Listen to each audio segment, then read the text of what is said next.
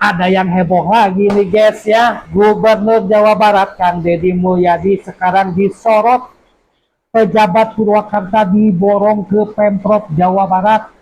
Publik curiga ada kronisme. Apa itu kronisme guys?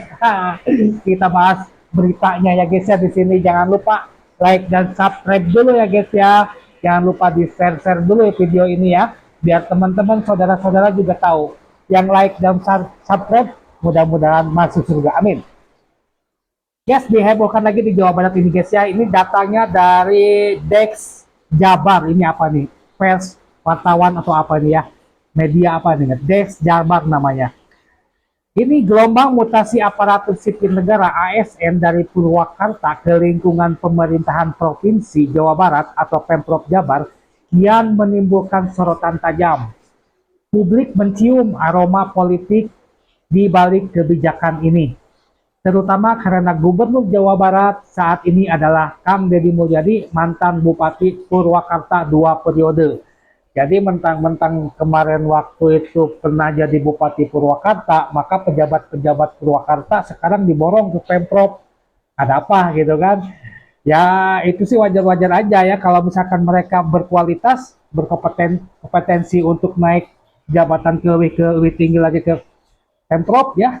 Kang Deddy kan lebih tahu gitu kan tentang masalah pejabat-pejabat Purwakarta. Ya wajar saja sih ya. Nah ini pada hari Rabu tanggal 3 September 2025, 10 pejabat Purwakarta resmi dipindahkan ke posisi strategis di Pemprov Jabar. Mutasi ini menambah daftar panjang setelah sebelumnya 4 pejabat setingkat kepala dinas lebih dulu masuk ke jajaran Pemprov Jabar beberapa bulan lalu. Pertanyaannya, mengapa begitu banyak pejabat dari Purwakarta yang masuk ke Bandung? Ya kalau kedekatan ya bisa aja ya karena dulu Kang Deddy Mulyadi 2 periode di Purwakarta mungkin ya. Kalau masalah politik ya bisa aja bisa dikatakan politik mungkin uh, satu partai, tapi nggak mungkin ya itu ASN ya nggak mungkin dia ikut partai juga gitu kan ya. Atau mungkin kedekatan ya wajar-wajar aja sih. Kang Deddy kan lebih tahu ya tentang kinerjanya. Jejak Kang Deddy Mulyadi dan isu kronisme nih ya.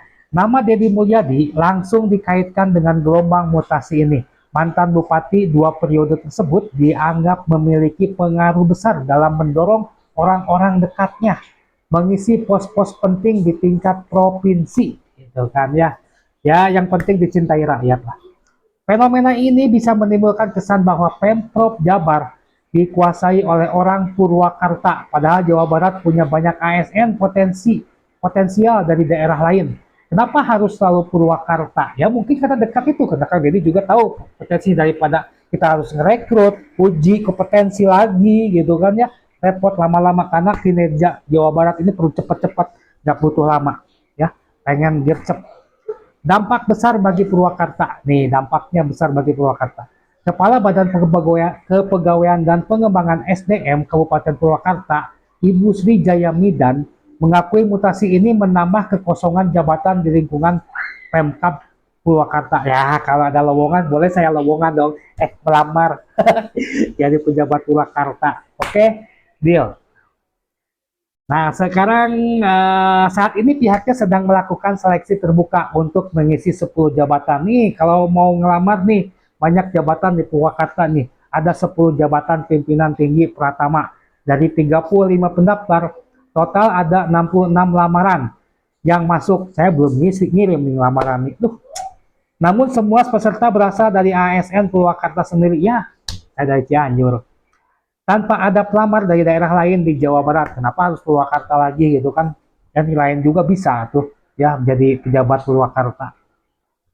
Kami memang buka seleksi se-Jawa Barat, tapi yang daftar semuanya ASN lokal. Ada juga pendaftar dari kementerian, tapi itu tidak diperbolehkan, ujar Midan. Kenapa tidak diperbolehkan? Hal ini memunculkan kritik baru, sementara Purwakarta kekurangan pejabat banyak ASN daerah tersebut justru dibawa ke Pemprov Jabar gitu kan. Ya tinggal rekrut lagi aja kok gitu aja kok repot.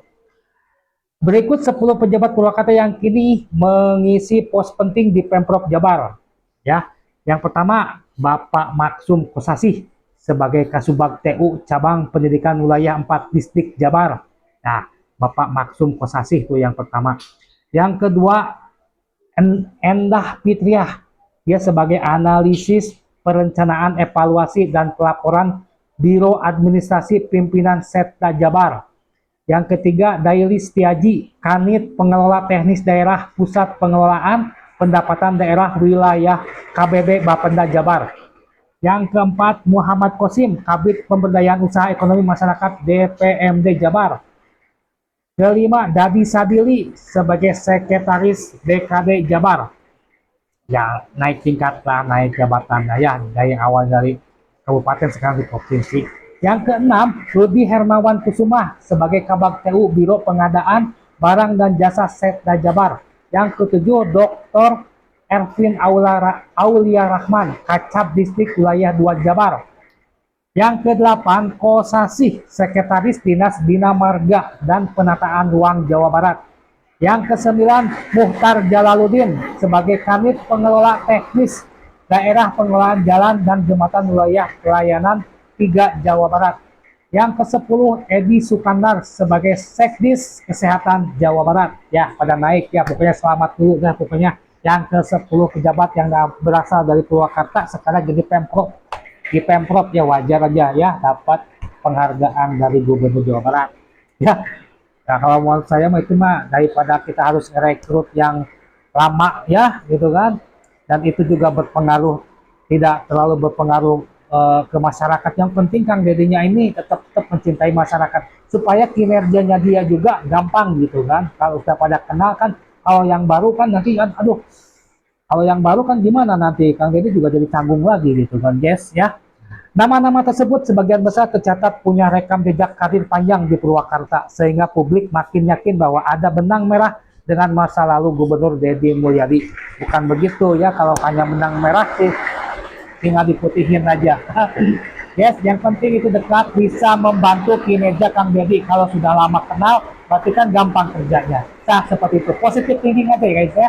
Oke, terima kasih yang sudah menonton ya. Pokoknya jangan lupa like dan subscribe ya. Jangan lupa di-share juga berita ini supaya teman-teman dan saudara-saudara juga tahu ya guys ya. Terima kasih. Wassalamualaikum warahmatullahi wabarakatuh.